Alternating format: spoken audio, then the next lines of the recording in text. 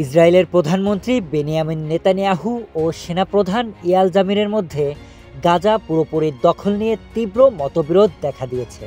Hebrew গণমাধ্যমের তথ্যমতে সেনাপ্রধান এই পরিকল্পনাকে একটি ফাঁদ হিসেবে উল্লেখ করেছেন, যা সেনাবাহিনীর জন্য অত্যন্ত ঝুঁকিপূর্ণ হতে পারে।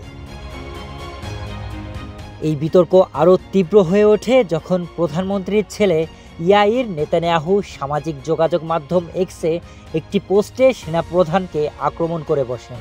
তিনি সেনাপ্রধান জামিরকে কলার প্রজাতন্ত্রের সামরিক অভ্যুত্থানকারী বলে কটাক্ষ করেন। পাল্টা প্রতিক্রিয়ায় এক বৈঠকে সেনাপ্রধান নেতানিয়াহুকে প্রশ্ন করেন তার বিরুদ্ধে কেন এসব কথা বলা হচ্ছে এবং যুদ্ধের সময় এই ধরনের আক্রমণ কেমন দেখায়।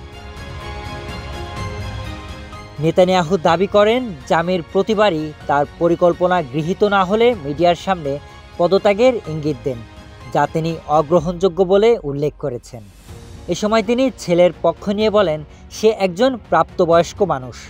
জবাবে সেনাপ্রধান জানান গাজা দখলের মতো পদক্ষেপে জীবিত জিম্মিরা হুমকির মুখে পড়বেন এবং সেনাবাহিনীর ক্ষমতাও মারাত্মকভাবে ক্ষতিগ্রস্ত হবে।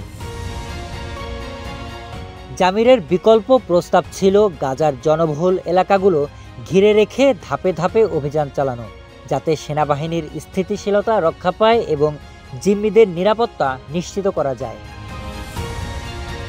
ইতোমধ্যে ইসরায়েলি বাহিনী গাজার প্রায় ৭৫% ভূখণ্ড নিয়ন্ত্রণে নিয়েছে।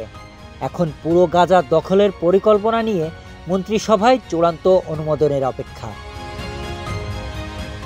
তবে এই পদক্ষেপ গাজার জনগণের জন্য কী পরিণতি ডেকে আনবে বা মানবিক সহায়তা কার্যক্রম কতটা ব্যাহত হবে তা নিয়ে রয়েছে গুরুতর অনিশ্চয়তা।